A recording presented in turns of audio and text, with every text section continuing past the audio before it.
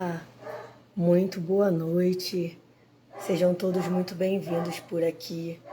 Nós vamos começar mais uma live hoje com o nosso tema, né? Graça não é permissão. Eu quero começar essa live orando. Senhor Jesus, queremos te engrandecer, te exaltar e te adorar. Te agradecer, Senhor, pela tua maravilhosa graça, que é o que nos trouxe até aqui, é o que nos tem permitido ficar de pé, nos fortalecido. Que esse bate-papo nessa noite, Senhor Jesus, seja um direcionamento do Teu Espírito Santo para nossas vidas, para nós entendermos, Senhor Jesus, que a Tua graça não é uma permissão para continuarmos nos mesmos erros.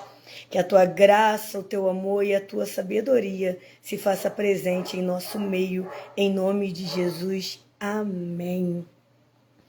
A nossa última live foi uma bênção, tive muitos retornos positivos e hoje eu tenho certeza que não vai ser diferente. Nós estamos vivendo aí, né, o tempo da graça, tudo se é permitido por causa da graça. Mas lá em Romanos 6:1 diz: portanto, o que vamos dizer?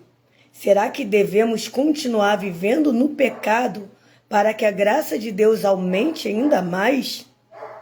Hoje eu preciso começar dizendo algo que talvez te confronte, mas com amor.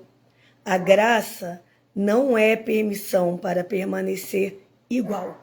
Graça é oportunidade de transformação. Existe uma diferença muito grande entre condenação e convicção. E muitas mulheres estão confundindo conforto espiritual com maturidade. Se a graça que você vive não está te levando a crescer, existe algo de errado. Hoje nós vamos falar sobre responsabilidade espiritual, sobre santidade consciente, sobre crescer de verdade. E se você quer amadurecer na fé, escreve aí nos comentários: eu escolho crescer. E como sempre, né, a nossa conversa não é um monólogo, né? Senão vocês vão ficar farta de ver eu aqui falando, falando e falando. Por isso hoje nós temos uma convidada muito especial, gente, e por sinal, outra Michele. Semana passada nós tivemos, né, a nossa amiga Michele Emília, que foi uma maravilha aquela live. E hoje nós temos outra Michele, mas dessa vez é a Michele Carcabini. A Michele tem 43 anos, é cristã, estudante de psicologia, ela é palestrante e escritora. Vamos receber hoje. Michele, cadê você? Ó, vai aparecer aí, ó. Apareceu uma tela branca, mistério. Rufem os tambores, Michele. Aê! Fez suspense, hein? Bem-vinda, minha amiga. Muito boa noite, é um Boa prazer noite, graça e incrível receber paz. você aqui. Graça e paz. Um tema, né, bem delicado, né? E bem atual, né? Com certeza. Hoje está aí, né? Atualíssimo. Hoje está aí essa coisa de que, é graça, é graça, é graça, e estamos usando a graça como uma desculpa, né? Deus entende, Deus sabe que eu sou assim. Falam-se muito da síndrome da Gabriela, né? Eu nasci assim, eu morri, vou viver assim até a morte, mas não é o que o Senhor faz, né? O Senhor tem transformação para a nossa vida, né, Michele? Com certeza. Primeiro eu quero agradecer o convite, né? Muito obrigada, uma honra estar aqui com você. Você sabe o quanto eu te admiro, o quanto a sua vida me inspira, e estar aqui com você é um enorme prazer. Boa noite a todos que já estão conosco, né? Sejam muito bem-vindos. E hoje nós estamos aqui para falar sobre o poder que a graça tem de nos levar a viver uma vida diferente. Esse é o principal foco da graça de Deus. É interessante, né? Você falar, eu te inspiro, me dá até vontade de chorar que você, a sua história de vida, é uma inspiração para mim. E hoje eu tenho ouvido de mulheres que eu considero, assim, gigantes, sabe? Dizer assim, caramba, Líria, eu me inspiro em você falando em mim. Mas aí é mais um critério da graça, porque não é nada de nós mesmos, né? É o Senhor que vem fazendo essa transformação, essa mudança, nos levando a querer levantar uma rede de mulheres curadas de verdade, né? Com o interior transformado, né? Vivendo algo libertador da parte do Senhor, né? Com certeza. A mulher curada cura. A mulher que se levantou e foi transformada pelo Espírito, pelo poder dessa graça, levanta outras mulheres. E você também é gigante, você também é inspiradora, com toda certeza. É o que Deus faz com as nossas vidas, né? E eu já quero começar, né, Michele? Com a primeira bombardeando aí, né? Como a gente distinguir a culpa destrutiva da convicção que leva ao crescimento? A culpa te prende, te aprisiona. Mas a convicção no Espírito, ela te libera. Te libera para viver um novo tempo. Quantas vezes a gente se sente culpado por algo que a gente fez, que a gente cometeu, e se esquece que a graça, ela não é sobre te punir ou te condenar, né? Lá em Romanos 8, acho que deixa eu só confirmar isso. Romanos 8:1 diz que agora, pois, nenhuma condenação há para os que estão em Cristo Jesus. Quando você é alcançado pela graça, você tem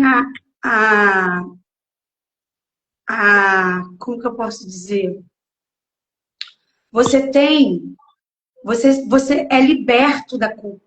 Você tem uma nova chance, porque a graça, ela não te confronta para te condenar, ela te confronta para te direcionar. Então, assim, se por um lado a culpa te aprisiona, a graça, ela vai te liberar para você ir adiante, para você não ficar mais naquela situação que você se encontra, mas para você ir adiante, ela te aponta o caminho. E isso é poderoso demais. E quem alcança essa graça não consegue ficar no mesmo lugar. Porque a culpa ela é diferente, né? Você fica ali chorando, lambendo as feridas. A gente vê muitas pessoas, né, que carregam a culpa, mas não querem a mudança. Você vê que elas ficam se lamentando pelos erros e continuam paralisado. Quando a gente é alcançado pela graça, a gente tem essa convicção, né, que a gente precisa de mudança. E o Senhor é tão maravilhoso que Ele dá sempre uma nova chance pra gente. A gente vê isso, né? Os discípulos, né? Eles passaram lá à noite tentando pescar, e eles não apanharam nada. Quando eles tiveram um encontro com o Mestre, o Senhor Jesus fez eles voltarem para o mesmo lugar e fazer tudo novamente, só que sob outra perspectiva. Ali eles estavam indo sobre a ordem do Mestre. E na nossa vida a gente sempre se depara, né? Às vezes você olha assim, caramba, eu já vivi essa situação. E algumas vezes, tristemente, a gente descobre que agimos da mesma forma. Então não houve uma mudança, né? Isso. Como você falou, muitas pessoas se culpam, elas sentem remorso pelo que estão fazendo com elas, com a vida delas, mas não conseguem mudar. E isso não é graça. Se você está ouvindo condenação, você não foi alcançado pela graça. Porque a graça, ela te confronta sim, mas ela te libera para um novo tempo, para uma nova vida, para uma nova história. Ela te habilita a viver uma nova história em Deus. Então, se você ouve condenação, com certeza você não foi alcançado pela graça ainda. É verdade. Existe um risco de usar a graça como desculpa para permanecer igual? Com toda certeza. A gente tem visto isso, né? Muitas pessoas falam do amor de Deus como se fosse desculpa, como se fosse base para continuarem pecando, né? Quantas vezes muitas pessoas, né, falam, eu já até falei isso também na minha época de convencida, que eu não estava convertida ainda. Ah, Deus não vai me fulminar porque eu estou fazendo tal coisa. Deus me ama, independente do que eu faça. Deus é amor. Mas a gente esquece que Deus também é justiça. Deus também nos visita com justiça, né? Deus não toma o culpado por inocente. Deus é justo e essa justiça ela abrange a todos, né? Do mesmo jeito que ele ama, ele também age com justiça. E muitas vezes nós nos deparamos com frases como essa: Deus me ama incondicionalmente. Mas isso não é base, isso não é desculpa, né, para continuar no erro. Mas, infelizmente, é um risco muito grande, porque é uma linha tênue entre essa questão do amor e a justiça de Deus. Sabe? Se a gente fica só olhando para o amor, para a graça como desculpa, tudo bem, a graça de Deus me alcançou. Então, eu fico ali, continuo fazendo tudo que me der na telha, continuo no erro e dando a desculpa da graça de Deus. Infelizmente, existe um risco muito sério, muito grande. A gente precisa vigiar muito nessa parte. A gente precisa cada dia buscar a sensibilidade do espírito, né? Porque, como a gente vê aí, né? Cristianismo é a religião que mais cresce no Brasil. Mas, em contrapartida disso, a gente vê que cada vez menos os cristãos têm feito diferença. A gente vê pessoas com a mesma conduta e dizem que são cristãs. Não, eu vou à igreja. Mas tem usado, Deus é amor, Deus é graça. Sendo que o Senhor não nos toma por inocente. Porque tem algumas situações da nossa vida, provavelmente você já se deparou com situações assim, que você está ali até cometendo um erro, mas você não foi despertada no espírito para aquilo. Só que, de repente, o Senhor nos ama tanto que cai uma escama. Às vezes é sobre uma conversa, às vezes é sobre um filme que você está assistindo, alguma coisa que você olha e o Senhor traz aquilo no seu coração. E você entende que aquilo desagrada ao Senhor. Então, a partir daquele momento, é uma escolha sua, continuar ou não. Exatamente.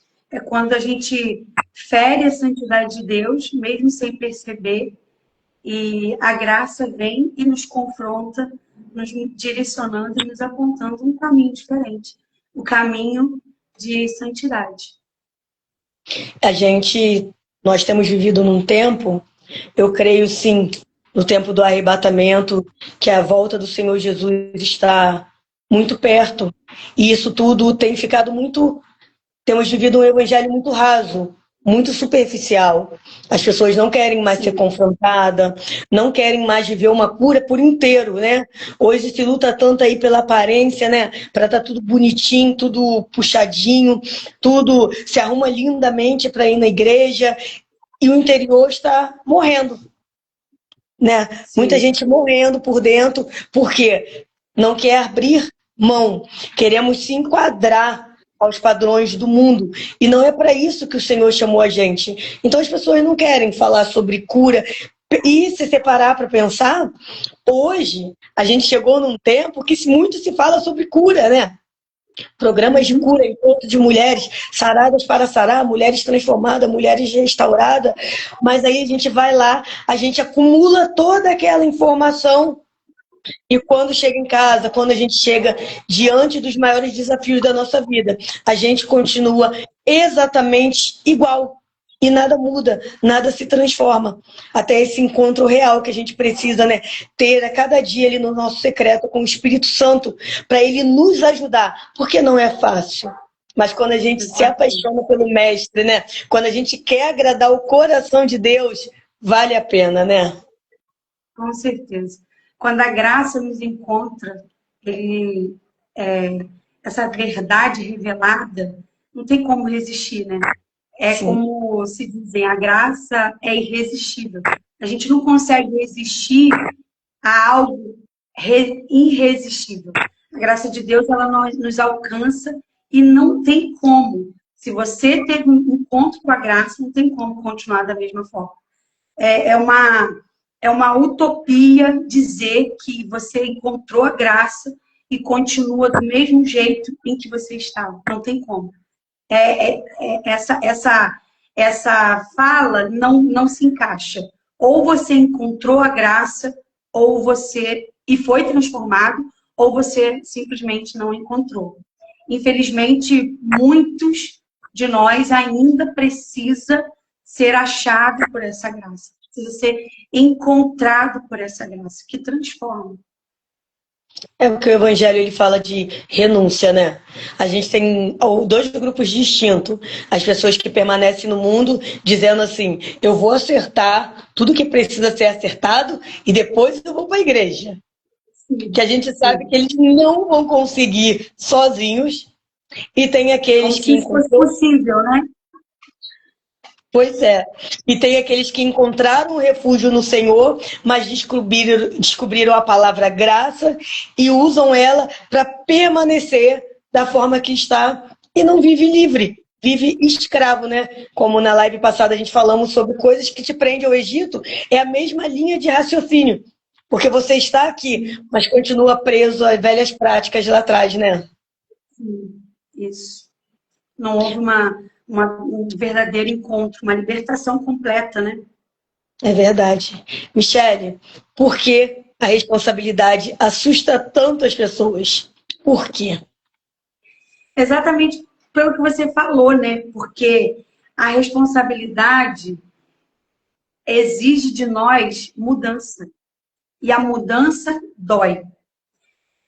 Quando eu culpo pessoas, o meu passado, as circunstâncias, quando eu digo que eu sou do jeito que sou porque fulano fez alguma coisa comigo, porque a minha infância não foi uma infância feliz, ou porque alguém do passado me fez mal, e eu fico carregando isso e culpando, né, as pessoas, consequentemente, eu não me responsabilizo pela minha cura, eu não me responsabilizo pelo meu bem-estar.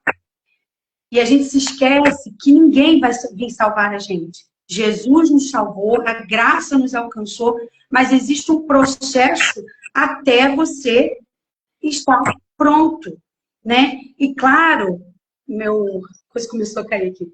É claro que nós nunca vamos estar 100% pronto só na graça, na glória, né? Quando Jesus voltar.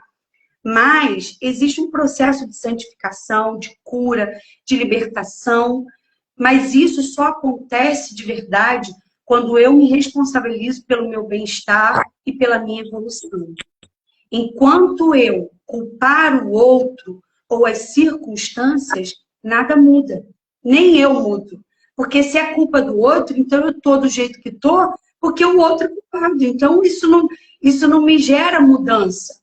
Agora, a partir do momento que eu entendo o passado me fez mal, sim, a minha infância foi difícil, sim, eu fui ferida, sim, mas a responsabilidade de estar bem, de me curar, é minha.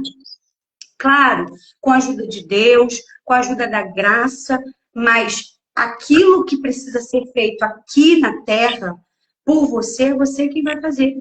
Quem te feriu não vai voltar para te curar. O problema da gente, Lília, é que a gente fica esperando, tá balançando porque meu tripé tá caindo. Peraí que eu vou pegar na mão. Ao vivo é assim mesmo, né? Ao vivo. Vou pegar na mão. O problema da gente é que a gente fica esperando que quem nos feriu nos cure. Por muito tempo, eu digo isso por experiência própria, por muito tempo eu esperei quem me feriu ao longo da minha vida via o meu encontro e me sarar. Só que eu ficava estagnada. Por quê? Porque eu ficava culpando o outro e isso não trazia mudança de mente, não trazia mudança de mentalidade. Portanto, não trazia mudança nos comportamentos. Primeiro você tem que mudar a sua mentalidade para depois se tornar em ação e isso se tornar em comportamento.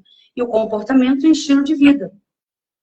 Enquanto você não se responsabiliza pelo seu bem-estar, pela sua saúde mental, pela sua cura, nada muda. E quando você toma essa responsabilidade, é um desafio muito grande, porque aí você precisa renunciar o velho discurso. Ah, eu sou do jeito que sou, porque fulano fez tal coisa comigo. Ah, eu agi dessa forma porque fulano fez isso.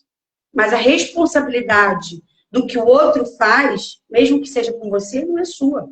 A responsabilidade, a sua responsabilidade é como você vai reagir à ação do outro. E por isso assusta tanto.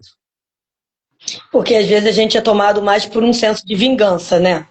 Você quer que o outro sofra.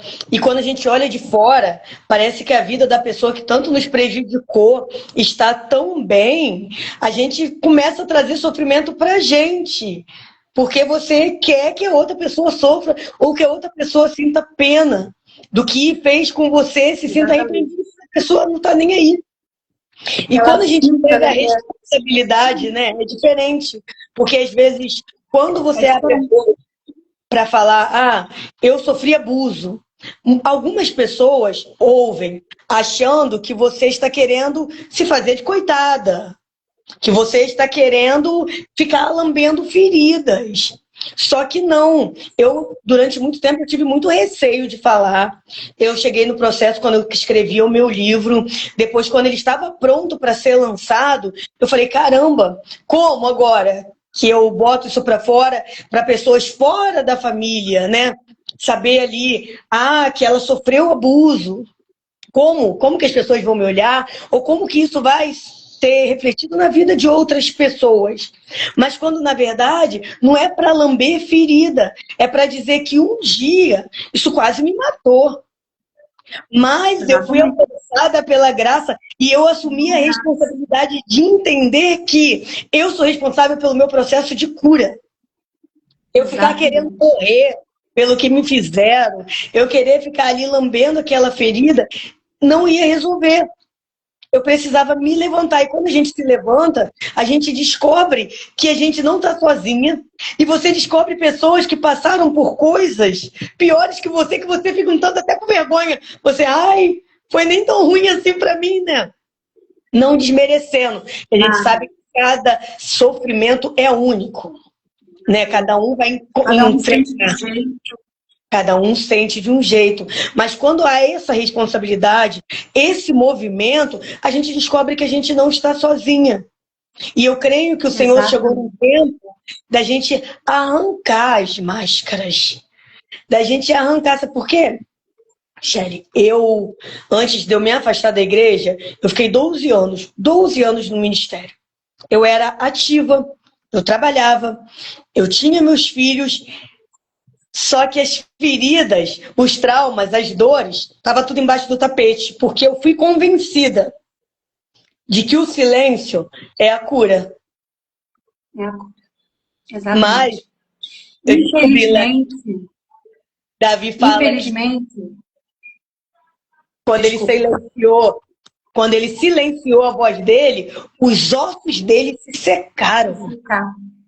Porque a gente precisa sim falar, expressar. Tanto é que hoje a psicologia está em alta. E o psicólogo ele faz o quê? Exatamente. Principalmente, né? Você aí está se formando, né? Em psicologia. Ele ouve. Só que não, desde pequena, quando a gente sofria abusos, tantas coisas horríveis que fazem com as crianças, falavam pra gente o quê? Fica quieta. Silêncio. Então a gente cresce achando que a gente não tem direito à voz, que é só a gente esconder, botar uma maquiagem na cara e funcionar. Só que uma hora toda essa dor encontra a gente. Exatamente. Exatamente. Infelizmente, o mundo quer nos calar, né? Quer calar a dor. Por quê? Primeiro, os abusadores não querem que você fale, porque isso, além de confrontá-los, protege outras crianças. Segundo, é desconfortável. Não é legal ouvir alguém dizer que sofreu abuso. Não é legal, é desconfortável. Muitas vezes confronta a sua própria dor. Nós estamos aqui falando para algumas pessoas, algumas mulheres, que sofreram abuso. E muitas delas estão tão feridas que não suportam ouvir.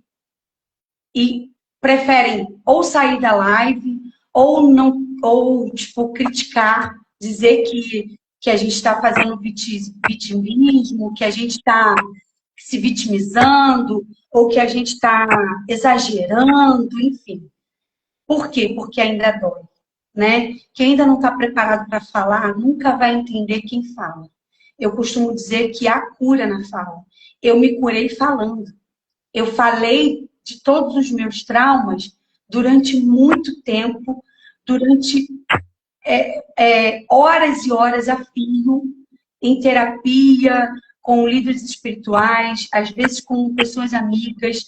Eu falava, e as pessoas, graças a Deus, me deixaram falar. Até que um dia eu falei e não doeu mais. Porque não é você só falar. Enquanto você fala, você reconstrói a sua história. Enquanto você fala, você trabalha isso na sua mente de uma maneira que você consiga compreender algumas coisas. E isso é libertador, sabe? E você vai falando, e quando você vê, a cura vai surgindo. Então, você fala sem lamento, você fala sem ódio, você fala para mostrar para outras mulheres que existe cura após os traumas, que existe uma vida após os traumas. Michele, e qual foi o momento em que você percebeu que você precisava amadurecer? Deixa eu só cumprimentar os nossos ouvintes. Boa noite a todos. Obrigada por estarem aqui. Deus abençoe. Mas voltando aqui. Quando que eu senti que eu precisava amadurecer, foi quando eu tive essa perspectiva. Foi quando eu olhei para mim e percebi que para eu vencer todas as dores, para eu ser curada, eu precisava me responsabilizar pela minha vida. Eu precisava tomar rédeas da minha vida, sabe? Quando eu estava caída no chão de um quarto, chorando compulsivamente por conta de toda a dor que eu estava sentindo, eu entendi, ninguém vai chegar para me curar. Ninguém vai chegar para me resgatar. Jesus já me resgatou. E agora eu preciso me posicionar. Foi quando eu levantei e tomei as rédeas da minha vida. Entendi que ninguém me devia, apesar de terem me feito muito mal, ninguém me devia nada. E as pessoas me fizeram mal no momento em que eu não era responsável por mim, quando eu era criança, e até mesmo na fase adulta, por conta das minhas dores infantis que não foram tratadas, e eu vim carregando dependência emocional, carregando vários traumas, e isso acabou me fazendo fazer escolhas erradas, enfim. Então, mas a partir do momento que eu entendi que a responsabilidade de ficar bem era minha, aí eu amadureci e comecei a viver de forma a alcançar a cura e a restauração.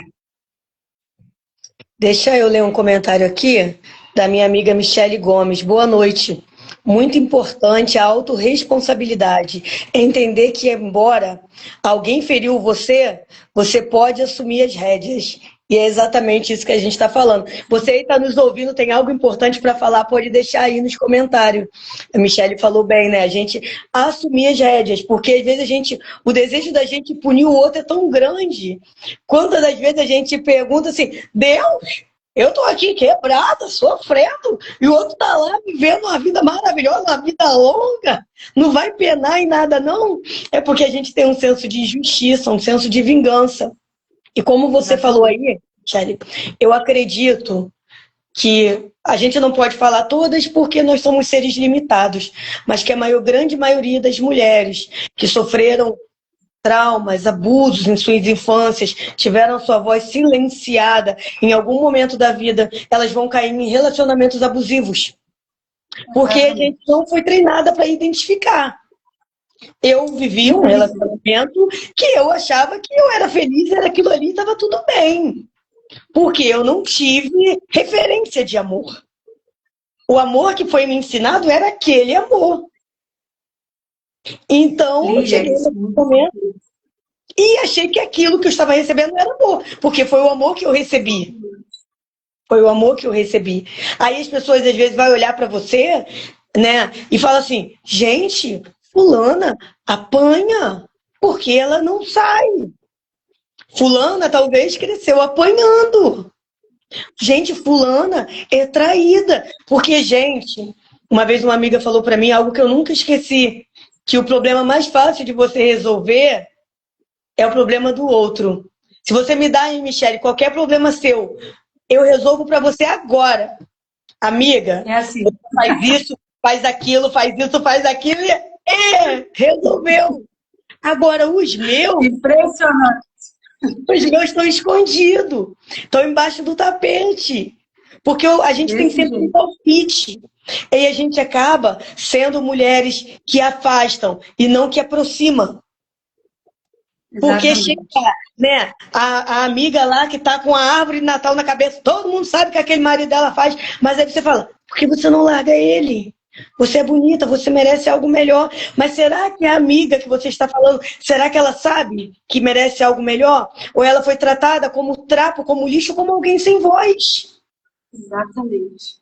Isso é muito importante, Lília, porque na infância, o que acontece na infância não fica na infância. Eu sempre falo isso. A vida na infância perdura por toda a vida. E aquilo de ruim que você viveu, aquele trauma, vai te acompanhar de certa forma.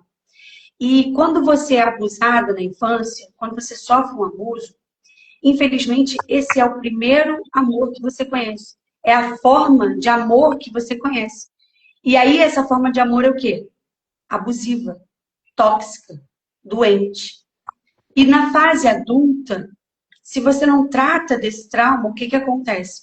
Na fase adulta, você só se atrai por amores doentes. Eu lembro, vou contar uma passagem rápida, eu lembro que eu só tinha prazer em relacionamentos que fossem abusivos, em relacionamentos que fossem que o homem tivesse ciúme. Se o cara não tivesse ciúme, não tentasse me dominar, eu não tinha prazer. Não era interessante para mim. Eu não gostava. Eu não me apaixonava. Eu só me apaixonava por aquele cara canalha que tentava me dominar. Que me dominava, na verdade. E aí, você se torna codependente emocional dessa pessoa e não consegue sair. É um ciclo vicioso. Por quê? Porque lá na infância você não foi tratada. Então você carrega isso. A referência de amor que você teve foi a referência de um amor tóxico. Então você vai reproduzir isso na fase adulta, até que você entenda que essa é a sua criança interior mandando na sua vida adulta. Aí é assunto para outro dia, para outra live. A amiga Roberta Lima, lá de Rio Bonito, está dizendo aqui, Líria, muito sábia. Obrigada, Roberta. Roberta, a gente trabalhou junto no grão, ó, me ensinou a furar muita veia, hein? Mulher boa de mim. Gente boa. A Timóteo, terapeuta, está dizendo aqui. O principal é buscar ajuda o mais rápido possível. Não esperar ficar melhor, porque pode se agravar. Então, quanto mais rápido, melhor. E é exatamente isso Timóteo, que ela fala. Timóteo é meu terapeuta. Beijo, Timóteo. Eu falei amiga Timóteo. Ó, amigo, tá, Timóteo? Desculpa aí. É meu terapeuta. Então, bem-vindo aí, um terapeuta ajudando a gente. E ele fala algo muito, porque eu A depressão, empurrei, mas tentei empurrar ela para tão longe, minha filha, que quando ela me pegou, olha, precisei de mão forte para sair daquele lodo, porque às vezes a gente vai deixando para lá, a gente quer cuidar de tudo, de todo mundo, a gente fica preocupado com o julgamento, que as pessoas dizem que é frescura, é falta de Deus, é falta de tanta coisa, e se a gente ficar ouvindo as pessoas, a gente morre. A nossa amiga Michelle Emílio está dizendo aqui: o que aconteceu na infância vira programação, permanece para novas programações em nossa mente. Exatamente sobre o que você falou aí, né? Porque não fica. Como você falou aí, né? Do amor que você tinha. Eu já buscava relacionamentos, eu achava que a única coisa que eu tinha para oferecer era carne e osso. Eu só achava que eu tinha corpo para oferecer, que eu era objeto. Até eu entender que era além disso, que eu era um ser humano, que as pessoas não me queriam somente por essa finalidade, foi uma caminhada muito longa, muito longa. É um processo. Um processo que a gente precisa de Deus, acima de tudo, que é Ele, é o Espírito Santo que nos consola, que nos fortalece. Nós precisamos de psicólogos, bons psicólogos. Nós precisamos de psiquiatra, porque a gente aceita tomar remédio para pressão, para câncer, mas não pode tomar um remédio para cabeça, gente. Exatamente. E com isso as pessoas vão morrendo. O Deus que ensinou o médico a abrir um crânio, não ensinou o pessoal a fazer um comprimido lá para nossa cabeça melhorar, não, gente. Como se o cérebro não fosse um órgão, né? Como se as emoções não importassem. Exatamente. Então as pessoas ainda carregam esse peso de assumir. Só que enquanto tem medo de procurar um psicólogo, um psiquiatra, você toma um monte de medicação escondida. O tal do spam aí, de azer isso, de azer aquilo, de azer não sei o quê. A pessoa vira na boca assim, o médico passou, não, minha amiga me deu uma gota. Mas se for passada pelo médico, não serve. Verdade. Amiga, quais atitudes, na sua opinião, né, revelam uma imaturidade espiritual? Transferir a culpa, sempre. Transferir a culpa, esperar que o outro te cure, é o que a gente falou aqui. Também eu considero como um sintoma de maturidade espiritual, porque quem é maduro espiritualmente entende que a responsabilidade de estar bem é sua e ponto.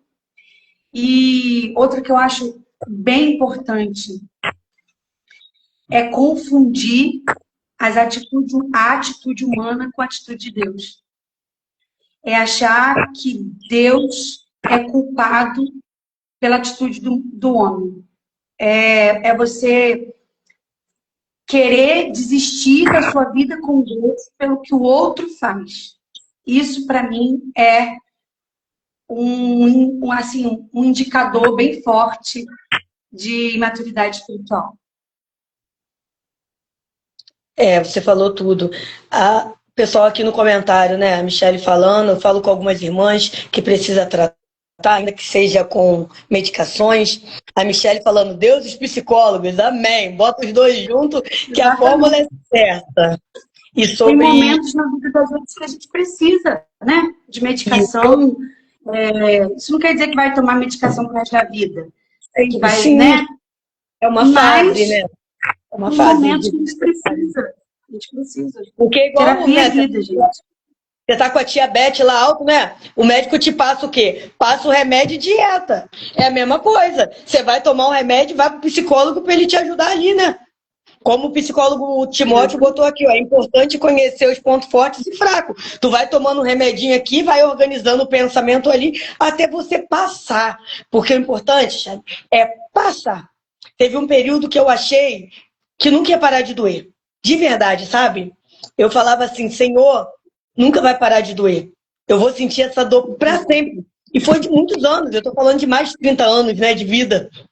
Eu falava, Senhor, nunca vai parar de doer, eu vou sentir essa dor para sempre. Mas hoje eu posso dizer, com toda sinceridade no Senhor, que não dói mais. Hoje eu sei quem eu sou no Senhor. E a maturidade espiritual nos ajuda, Michele. Porque o que você falou aí, é muito importante, sabe por quê? Se você for botar a sua expectativa no homem, olhar para o que o homem fala de você, para o que o homem faz, você não fica na presença do Senhor. Não. E isso mostra uma imaturidade espiritual. Eu falo com lágrimas, com emoção, porque eu sei o deserto que eu venho atravessando por causa de atitudes de pessoas que se dizem de Deus.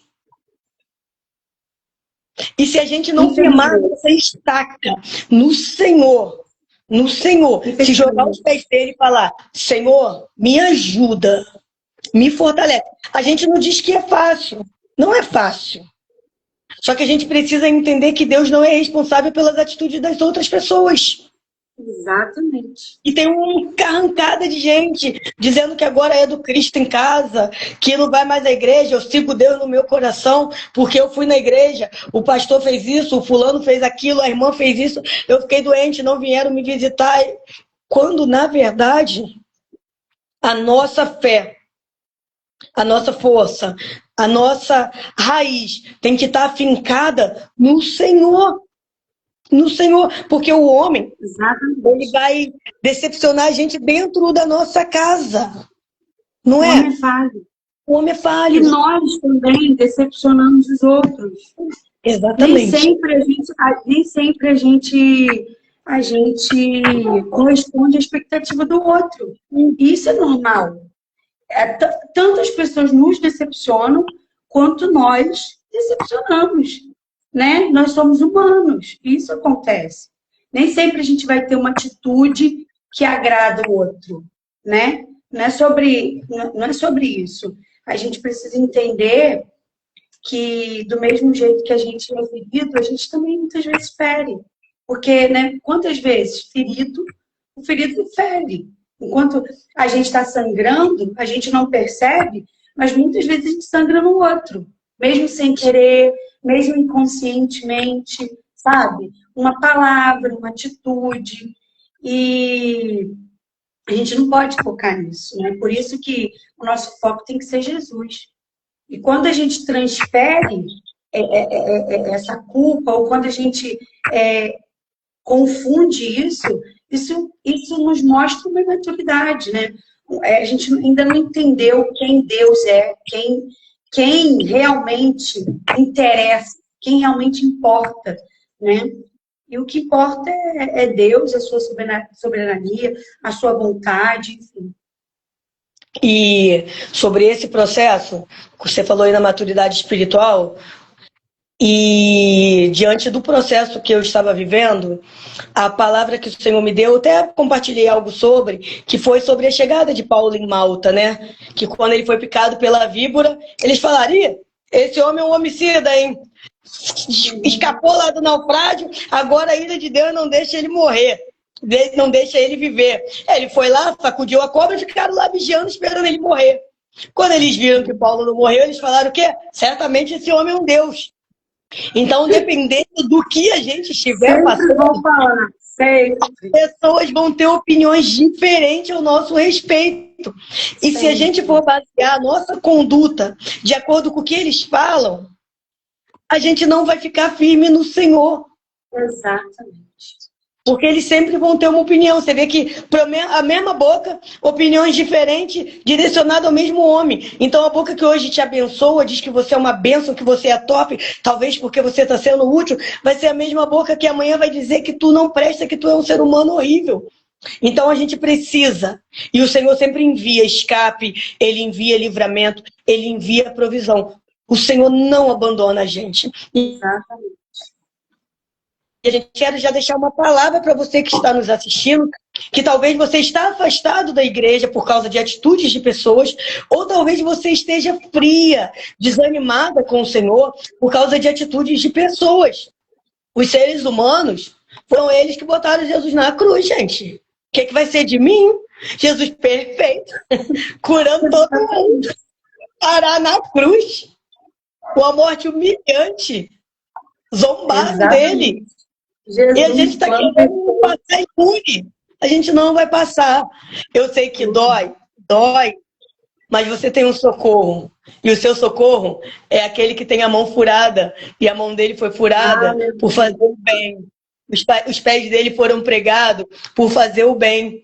Ele sangrou. E ele ainda, lá na cruz, ele podia falar: ai, Senhor, desce logo um raio nesse povo. Ele falou: não, Senhor, perdoa eles não sabem o que estão fazendo. Então, que a sua oração, por quem te acusou, por quem te confrontou, seja: Senhor, perdoa ele. E me ajuda a ser um ser humano melhor também, sabe? Fala: Senhor, me ajuda a ser um cadinho melhor, né? Porque, olha, as pessoas passam uma prova. Esse é o caminho. Exatamente. Timóteo falou uma coisa aqui. Sim, muito interessante. Ó. Por isso é importante saber quem sou eu. Se eu souber quem sou eu, serei o que os outros... Não serei o que os outros dizem, né? Quem sou eu, não... acho que é isso. Não serei o que os outros dizem. Exatamente. É sobre a identidade, né? Você saber quem você é em Deus vai te livrar de pensar que é o que os outros dizem. Você não vai aceitar rótulos, né? Você sempre vai, você pode até sofrer, como você falou, dói. Muitas vezes dói. Uma calúnia, alguém falar alguma coisa ruim de você, dói. Sofrer injustiça dói, né? Mas isso não vai te fazer parar, porque você entende quem você é. A nossa pastora Michelle Emília botou aqui, ó: como pode amar o pai se odeia estar com seus irmãos? Não faz sentido querer o pai em casa, mas não querer ir na casa do pai porque os irmãos estão lá. A conta não bate, né? É verdade. Isso aí. Michelle? Tem que amar o coleguinha, tem que amar o irmãozinho. Sim. Tem que orar: Senhor, me dá graça. Ensina o irmãozinho a me amar também, porque eu não sou nenhum alecrim dourado. Né? Que a gente quer acusar o outro. Parece que a gente é santo. O amor não é sentimento, né? É uma decisão também. Você tem que decidir amar, ponto. Michelle, nada, o tempo voa, né? Quando a gente está falando das coisas do Senhor, é muito maravilhoso. A nossa última pergunta aí: você já usou a graça como justificativa para permanecer em algo que precisava ser deixado?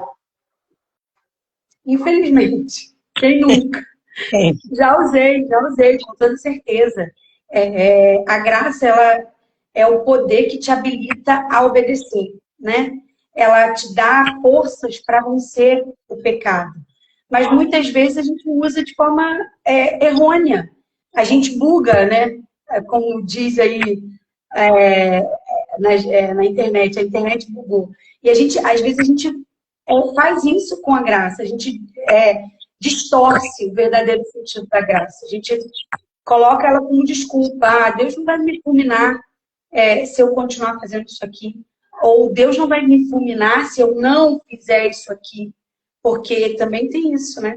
Muitas vezes Deus nos manda fazer algo e porque a gente tem a questão do amor, da graça, a gente não quer fazer, tem coisas que a gente realmente não quer fazer, e a gente diz: ah, se eu não fizer isso aqui, Deus não vai me fulminar por isso. Realmente Deus não vai fulminar. Mas isso terá uma consequência, porque a graça não é desculpa para você errar, para você pecar, e com certeza você vai ter a sua consequência. A desobediência também é um pecado, é um erro. E sim, infelizmente, eu já usei como desculpa. Acho que faz parte de todo mundo, né? Eu acho que chega o ponto que quando a gente chega no ponto de reconhecer, né? Que a gente usou a graça como desculpa e a gente não quer mais usar, a gente quer ser obediente, né? Aos pequenos impulsos do Espírito Santo. Porque às vezes é engraçado, a gente ora tanto a Deus, falando: ai, Senhor, me usa, Senhor, eu quero ser usado por ti, Senhor, me ajuda, Senhor, me envia. Aí o amigo manda mensagem falando: amiga, eu tô precisando de oração. Você, ai, fulano é chato, fulano não se posiciona. Às vezes você tá na igreja, o Senhor te impulsa, vai dar um abraço de fulano, não vou não, fulano é muito chato. Ou então, fica com medo: ah, não vou não. Né? Sim. Tipo assim, te chamo para fazer alguma coisa, para pregar ou para falar alguma coisa, para fazer alguma coisa. Ah, isso aí eu não vou fazer não. Ah, eu tenho vergonha. Ah, eu tenho medo. Ah, eu não sou capaz, né? E aí você pensa assim, eu estou dizendo não porque eu sou incapaz e Deus não vai me culpar por isso. Deus não vai me castigar, né, por isso. Deus, ele me ama. Ele sabe da minha debilidade, ele sabe da minha fraqueza e tal, ele conhece meu coração, enfim. As desculpinhas, né, esfarrapadas. Uma vez uma amiga falando, né? Ela viu dirigindo, ela falou assim: ai, eu tirei minha habilitação, tô um tempão orando para o Senhor me dar coragem. Eu falei: orando para o Senhor te dar coragem? Eu falei: minha filha, eu dirijo quase de fralda descartável. Eu falei: coragem é tudo que eu não tenho. Eu, antes de sair de casa, eu, Senhor Jesus, coloca um anjo aqui, vai preparando a vaga de estacionamento, vai acalmando os motoristas de trânsito. Oh, um culto antes de sair. O medo de segurança. O medo tão apavorado de segurança do lado. Então, não é a coragem. É medo. A coragem é isso com medo mesmo. Vai com exatamente medo mesmo. Porque se o Senhor tá coloca Deus na frente e vai. Exatamente. Se o Senhor está te impulsionando, vai. Vambora. Eu lembro, né, agora, a live, eu tava indo dormir, daqui a pouco o Senhor começou a me dar. 11 horas da noite. A primeira pessoa que eu abordei, 11 horas da noite, mandei aquela mensagem no Instagram falando, ela vai me responder amanhã. Foi a amiga Michele, que participou da live anterior. 11 horas da noite mesmo, ela me respondeu, eu tô dentro. Eu falei, Jesus, como assim? Glória eu não sabia o que eu estava fazendo, sabe assim? Sabia no sentido assim, nunca fiz, mas o Senhor me direcionou e eu sou assim mesmo. Acho que, o Senhor está falando, eu vou.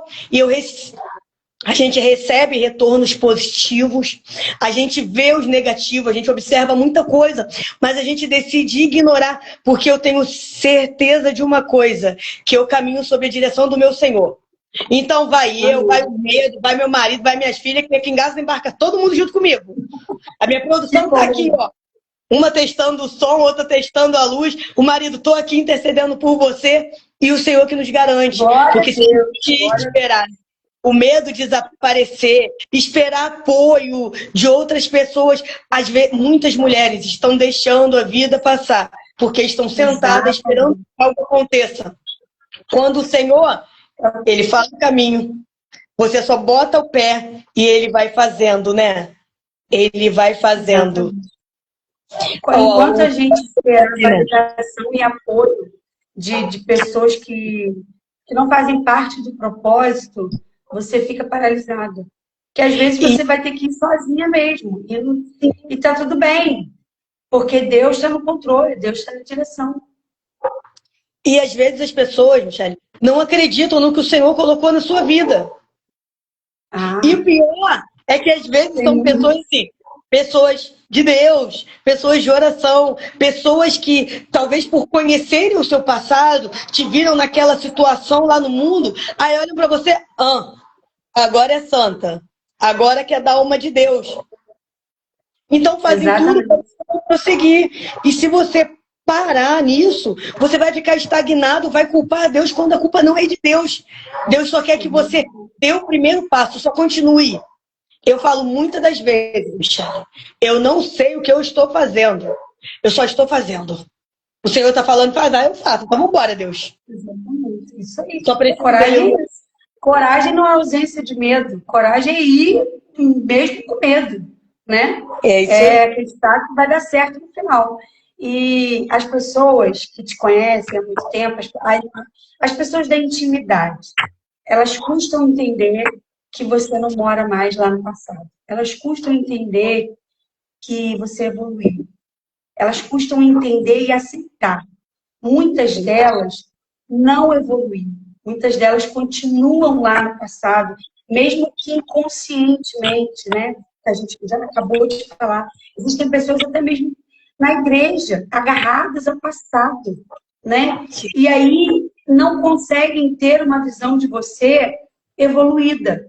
Não, ela estava lá, ela estava naquele lugar, mas ela levantou, ela se limpou e ela se curou e ela é outra pessoa.